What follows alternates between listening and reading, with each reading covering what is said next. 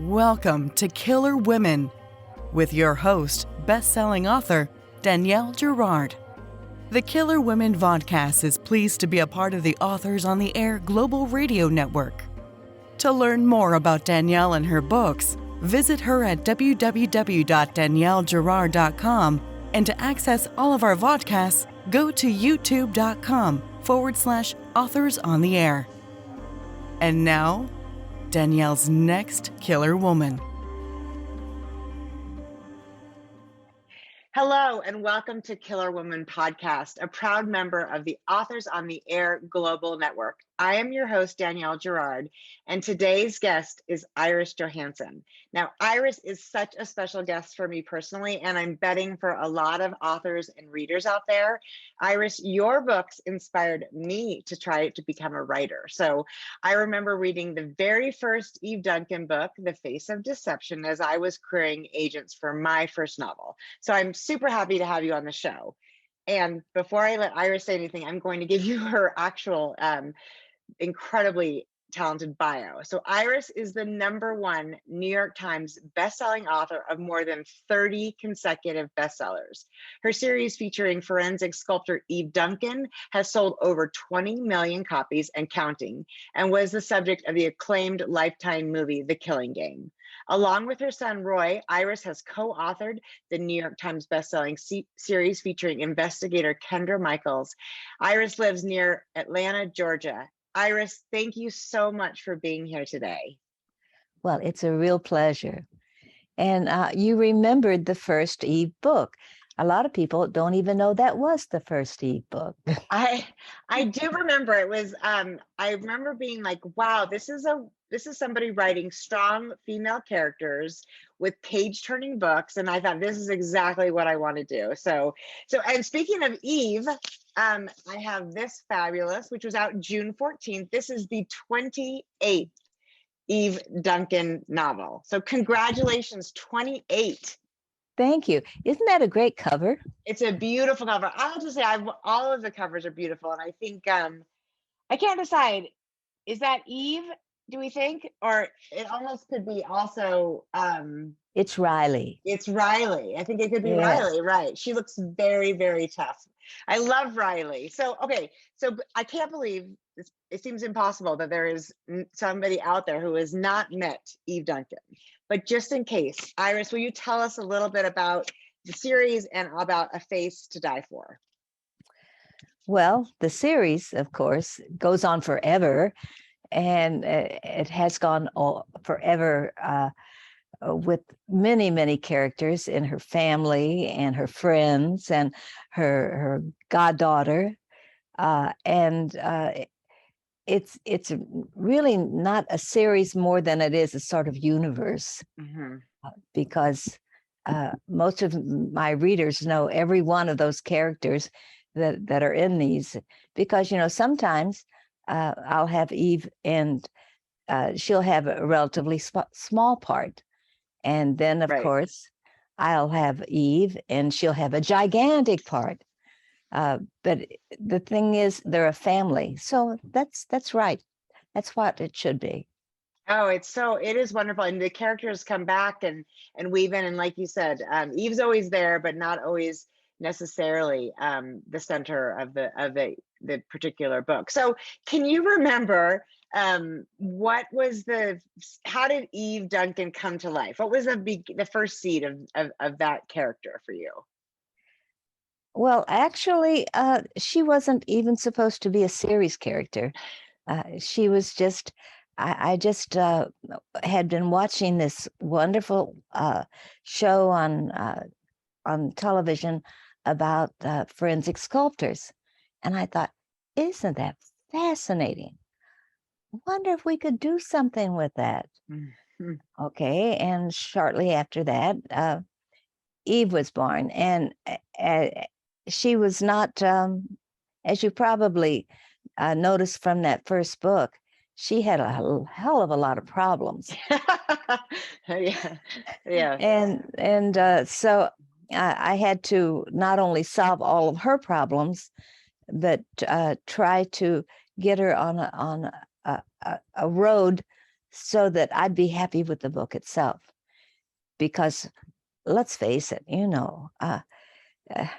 she had a daughter that had died. Yeah. She was suffering all over the place, and I had to do something about the book just to make me happy with it. Right. To give her some relief from her grief and her past trauma. But in some ways, starting a character with so many levels of trouble is a great way to create a series character, right? Because then there's lots of room for her to have a happy future. And I had no idea, because all I wanted, I'm a person who really likes a happy ending Yeah. all the way. So, and I had no real plan to make her a series character. So when I actually finished the book, I thought, okay, this works. She's strong. She's wonderful. She can go forward now and have a great life. And then I says, okay, I'm finished with it. Not to be. So was it the editor's idea? They loved her so much they wanted you to do more Eve books? No, I just got so many fan letters about them, and they didn't want Eve to just wander away somewhere. Mm-hmm. And a lot of my books, the characters do sort of wander away because I'm so eager to go on to the next one. Right. But in this case, I thought, well, no, I'm not gonna cheat. I did this. What I figured a complete great book for Eve Duncan, and that's it. And so I waited a while, and until I found a story that I thought that would really satisfy me and Eve Duncan. Mm-hmm. So that was the next story. So she basically, it was a situation where the story came to mind for Eve. You were like, I'm not going to go back to Eve until you had the right story for her. Right. Yeah. And if I didn't have the right story, she wasn't going to come back. You can't do that. Well, and so I tried to find an actual count of Iris Johansen books. And I realized with the translations and everything, I couldn't quite figure out how many books you've published. Do you know the actual number? It's over 100 for sure. It's over 100 for sure. And I don't even know. Actually, I've got some people on that have written me and said, I've got this all your counts. I've got everything you've ever done. And I admire them, but I can't keep track. There's very few authors, I feel like, that will say that, Iris. Most of us know exactly how many pages, let alone books, we've written. So now also, so you were talking a little bit about a story idea. How does it start for you? Do you read about forensic sculpting, which is, of course, was and at that time when I first read about Eve Duncan, I had never heard of forensic sculpting, so it was so fabulous to read about that with Eve. But is it normally a sort of situation that comes as an idea, or how do you come up with sort of the seed for a story? Well, from everywhere, from the guy next door, from something that you've seen on TV that just triggers something, and that's what it's always been for me. You take your plots and your plans and your characters from everything around you, and then you develop your own character, because that's absolutely essential. They have to be all your character. Yeah, no borrowing the guy next door. You can borrow his situation, but not the man. So it sounds like, and I feel this from reading your books, that the characters are very important to you, that the individual sort of motivations and stories of your people, it's like your extended family. You have a very large family, Iris. Yes, I do. Very large family. And as I said, the family is a doggone universe. Yes. They just go on. And as you've perhaps seen Riley Smith, who's a new member of the universe, and a really good friend to Eve these days, and will continue to be. I was going to say, we're going to see more of her, I would imagine. Oh, yes. Oh my gosh. Okay, so how do you this universe? I mean, I know you know these characters obviously the way that you know your family because they came from you. But how do you keep track of, all the details? I mean, are you keeping that all in your head, or do you have some, system that you refer to? If what is the town that Eve did something in? How do you keep? It seems like it's so much to keep track of. I'm so impressed. Don't be impressed. You just go back and do your research again. Yes, that's right. You go back and look at it. Well, a really good research assistant. Now, I read somewhere that your daughter helps you with research. Is that true? Yes, she does. That's And wonderful. and she's terrific, and she's got such a busy life of her own that whenever I tap her, I just say, please, just forget about Annabelle this well, maybe for the next year or so. It doesn't happen. Annabelle is never forgotten because she's our love bug. Oh, I love that. So tell me also, you have two children. Roy, I know you've written with Roy. Do you have more than two children, or the two No, children? just the two. So tell me, because, of course, I'm also, many of our listeners and myself included are also mothers. Your children, I assume, were they school age when you started writing? Well, Or actually, my first book that was published, they were in high school. Oh, they were. Okay. Yeah. How did you, but you were writing when they were in school. How did you Yes. balance that? Because of course, I'm sure you were also primary caregiver and everything. And worked for an airline. Oh my. And How did you do that? How did I do it all? Yes. Well, you just do it all because your life is not just isolated into to one great mass. You've got a family. You've got and you enjoy going to the play. You're trying to make everything go together, and at the same time, you're trying to make your characters in this doggone book do what they should be doing, and they're not doing it. So, did you, when you were working and raising kids, did you sort of get up? Did you have a certain time of day that you worked, or how did you sort of structure your life? Yeah, I was. I'd get up and be at work by 5 o'clock in the morning, and I'd write a little bit on my yellow pad before I had to go into work. And then when I got home, I'd work on my breaks. I'd write on my little yellow pad. So yeah, just all the time. All the time. And at the same time, you've got a life, and you better enjoy it, or you're pretty sorry. Exactly. So do you feel like you kind of do you feel like by writing sort of as often as you could find a little gap in time, the character and the story felt close? I sometimes wonder about, like, do you write every day? Do you try to touch the story as much as possible? Yes, I write every day, and I start off in the morning, and I write as long as I can, and sometimes that's 8 hours, sometimes it's 12 hours, sometimes it's 6 hours because they just won't cooperate.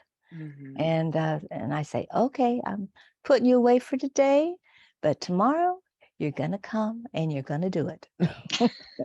And do they, or do you find that the story they are the ones in charge and you have to follow them? Well, they are the ones in charge. I'm sure that you found that too. Yeah. They're in charge, and you just do what they want you to do. And but if you apply yourself, if you go in and you sit down at that computer every single day, then it's all going to come together. And they're going to mind you, maybe. Maybe, or maybe not, or you're going to mind them, right? So God, it's so amazing. So you write every day, and the characters, you sit in that chair for that many hours. I think that's one of the things that, as younger writers or aspiring writers, don't realize. A lot of the time it's sort of just staring at that screen and trying to figure out what those characters are going to do, right? Or do you find that you write and then you sort of keep the typing moving, and that's how you learn what the characters are going to do? Or is it a staring at the wall sort of thing? No, it's not a staring at the walls. I sit at the computer and I start to write, and most of the time they tell me what to write. Mm-hmm. And it's very rare when they don't. And when that happens, then you have to think, am I doing the right thing here? Mm-hmm. Because as far as I'm concerned, the characters are the complete storytellers here. You do what they tell you to do all the time. And it's magic. And it's a world. It is. It sounds like, and you still love it, clearly. I still love it, clearly. So what an incredible joy you have found. That's amazing. So I want to also talk about a little bit. So I do find that what's interesting to me is the way that you incorporate, and I noticed this especially when, of course, I just read A Face to Die For, which was fabulous, and a few things stood out to me. One is that I love that you incorporated sort of history and mythology, and the world borders. There's some aspects of it that are sort of, like you said, a little magical, right? We're dealing with a character, Helen of Troy, perhaps, right? So is that something that you sometimes look to? Do you find inspiration in history and mythology often? All over the place. Mm-hmm. I love different type of stories. I write mysteries. Mm-hmm. Science fiction really appeals to me. And every now and then, something that I wouldn't have even thought I'd be interested in just says, okay, this can be exciting. All you have to do is just think about it. And if you think about it hard enough, it's going to come alive. That's magical. So you're looking at everything in the world, everything you run into, as a potential story. Absolutely. That's so fabulous. That's so fabulous. I love that. Well, I did mention I'm not a big snake lover. So there is one scene. Neither am I. I suppose not a lot of us want to be in a cave and confronted with a snake, but I thought that was what an interesting, and I'm not spoiling anything by saying this, but what an interesting clue that this was a snake. And I had never heard of the many-banded steppe crate. I don't even know how to pronounce that, but it was a specific snake that was not necessarily normally found in that area. It wasn't native to that place, and that was so I have to ask, like, how do these are such little magical clues to that something is not right. How did that come to you? How does these things come to you? It just happens. We're just back to it's just magic. No, actually, I love magic, but oh, number one, magic is always founded on research. And if you've got just a little kernel, then you just go ahead and you do your research and you do your research and you keep on doing your research. And sometimes you find something different and interesting. And it's a thrill. It is a thrill. It's a thrill, and it makes your readers cringe. It was very, very successful. So I sort of talked about this, but I feel like, I feel like, so many of us listeners are aspiring authors. And also, of course, for those of us who only have 15 books, not 100 and however many that we've lost count. So what do you think? If you were to say, the few things that are the most important for a writer, what would you say are the most important rules or guidelines if you want to be a writer for a lifetime the way you have? You've got to love what you write. And you don't write because that the market dictates. If you do that, there's not going to be magic. There's just going to be, maybe a little money here and there, but it's not something that would make you sit down at that computer every single day and say, what new world can I open up today? What am I going to do with this character? And can I make this character special? And there it is. You have to love it. You have to love it. So you make it, talking to you makes it seem like it's all magic. It's all love, it's all magic, which is incredible. But what's the hardest part, Iris? Surely there's some hard part. Hard part? There's no hard part. There's no hard part. No, there's not. You do your job. You're not hard. That's amazing. That's a thrill. And okay, we had a little blip on our Montana Wi-Fi, but Iris, you were saying that basically there is no hard part because this is the thing we love to do. And so you're a professional, you show up every day, ready to work. Yes, you do. And if you're lucky, everything flows together. And it's pretty much of a thrill every day, even after all of those 100 and some odd books. That's incredible. Iris, what an inspiration. What a love you have found. And I love writing, and I like to be reminded that it really is a joy and a gift to get to be able to do it. So I appreciate hearing that, because sometimes I want to complain about how hard it is, Well, we all do. We all want to complain how hard it is. But then when you sit down the next day, it's exciting. It's pretty wonderful when something happens that surprises you, right? Your characters surprise you. Absolutely. Every day. You never expected to. Yeah. Even after all these Eve Duncans, she still surprises you. Yes, she does. Because, well, try the next book. Okay. I love it. Okay. Well, since we're there, tell us, what is happening? What do we expect next? We have a number 29. Absolutely. That is wonderful. So are we expecting it out next summer? It'll probably be next summer. Yeah. And I have a book called The Captive coming out in the fall. I saw September, that. I think. I saw that. I cannot. So 2 books a year.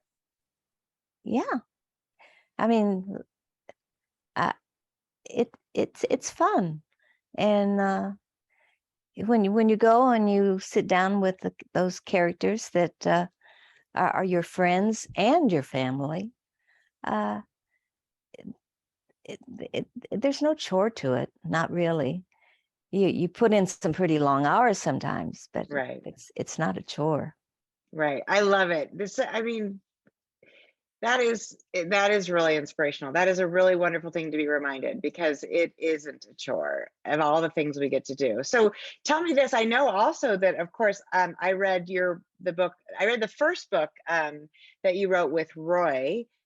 So I have a son who's 20. I can't imagine wrangling him into a writer's chair. So how did that feel different? Did you work in the same room or send something back and forth? Actually, we wanted to write together, but we couldn't find anything that we really wanted to write. So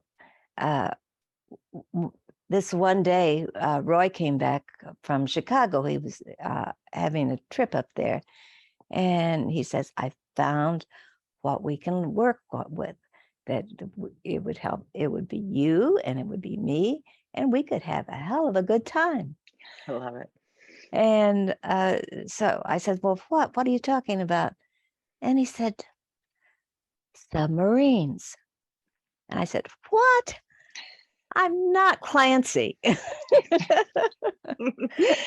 And he said, "No, no, we can make it work. We can make it work." Yeah, and we did. And that was the first one we wrote together, was called Silent Thunder. And it was great fun. And and uh, after that, we try to write at least one a year together, because it's just so much fun, Right. because we feed each other, and we love each other, so that works too. And it's just and lately we've been writing the ones with Dr. Michael, Mhm. and sh- they're almost as popular as the Eve books. Would you believe that? It's incredible. And uh, and and we're able to, like I said, we sort of feed each other. Uh, uh, I'll take like uh, 2 chapters, and I'll write them, and then I'll back him into a corner for when he has to pick it up, and then he has to go on with the story, and it can be really tough Right, when you're right, writing with another writer. right. And that's Kendra Michaels, right? Kendra Michaels. Yes. I've Uh-huh. read those. And she had a really interesting start, right? Wasn't she born blind? Yeah, she was born blind, and she got an operation when she was 20, and she became. It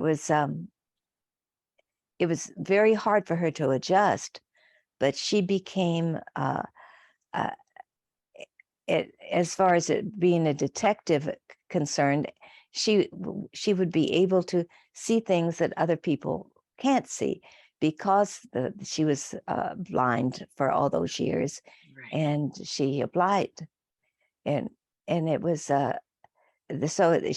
that's still her ability, and yet she's growing with every book, every single book. Of course. What a fascinating premise, a character that had been born blind. That did you read about that somewhere, or that was just something you guys That's just just something we came came up up with? with. Well, like you said, I think it's an incredible, it's sort of like the way you started the Eve. I mean, they have these challenges, right? They have human problems and human challenges, which is, I'm sure, why all your readers are so in love with them, right? We see, although none of us I mean, I'm speaking for myself, are as brave as Riley Smith or Eve Duncan or Kendra Michaels, but we see bits of ourselves in those characters. And so when they succeed and triumph, we feel that. I'm sure you feel that, right? Where we're all winning from those. Oh, absolutely. And Riley's been such a joy in the past couple books for me. And she and Eve are such good friends now that I can see them, sparking off each other for quite a while. That's incredible. So can you tell us a little bit about Captive? Because I haven't gotten my hands on that one yet, but that's coming. You said this fall. You want me to look at the specific date that we're going to get I think it's another? September. Okay. And tell us, can you give us a little teaser about that one? Oh, that one is that's hard to describe because it's almost like a dual story. Okay. Of the past and the present, and it's about these people who are captives in their own way, and yet they are able to overcome everything. And there's a wonderful scene towards the end. I'm not going to tell you about it. We're going to all wonder which scene. But we, I had such a wonderful time with not only getting these characters from the past. As a matter of fact, some of the characters that were in some of the ebooks appeared in this one. I wondered about that. Yeah. Are we going to see some characters we know? Right. Yeah. The Earl was in that one, and he's quite a character in more ways than one. So that we have that to look forward to, and then the next one will be the next Eve book, or do we have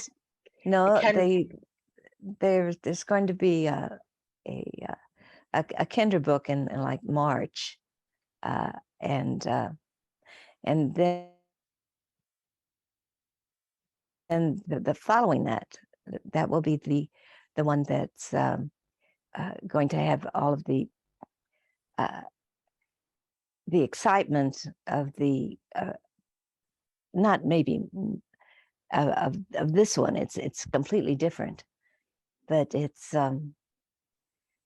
that will be Eve and Riley, and another character which is very, very unusual. Okay, well, there's so much to look forward to. In other words, I had fun. Right. I love it. Well, okay, so I have to ask now, because we're talking about 3 books in the next year, which, your pace is phenomenal. You're obviously a very hardworking woman, which is very impressive. And I love hearing that, because it reminds me that I could probably work a little harder. But also, do you write one book at a time, Iris, or are you working on multiple books at the same time? One book at a time. I can't, if you're dealing with one world, you just stay in that world for a while, and then you finish it and say, hey, I'm happy. Now let's go to this other world. Got it. Okay. So no, because you're spending 3 months, it sounds like, about 3 or not much longer than that, really immersed in one world, and then you move on to the next book. That's right. Yeah. However, I don't pay attention to the time. I should pay more attention to the time. It seems like whatever you're doing is working really well for you. I wouldn't worry too much. Well, that's incredible. I cannot thank you enough for being here. If you haven't read 100 of Iris Johansen's books, you have a lot of reading on your hands. So if you were to tell us, so let's imagine there's somebody out there. Again, it's hard to imagine, but if there's somebody out there who has not yet read your incredible library of books, Iris, where would you tell them to start today? Well, a lot of the reviewers say if you haven't read Eve to begin with, try a face, Yeah. because uh, they even the reviewers say it's a great place to start with Eve. Absolutely. So start right now and move back. And as you said, it's interesting because you do an incredible job of not making us feel like if we missed a book, or or we didn't start at the beginning, or we don't remember every Eve Duncan book, it we're still you can read this book 100% as a standalone and not feel like you missed anything. But there are hints in there that, oh wow, there's an entire world of Eve history, and and her family and her friends that you can go back to. So Absolutely. somebody has their work cut out for them if they're starting at the beginning. Well, Iris, I'm so grateful for your time today. You are incredible and an inspiration, and thank you so much for being here. Well, I've really enjoyed it. Thank you so much for having me. Ah, what a treat. Well, I am your host, Danielle Girard, and this has been Killer Women Podcast with the unbelievably talented and prolific Iris Johansen. Until next time, bye-bye. Bye-bye.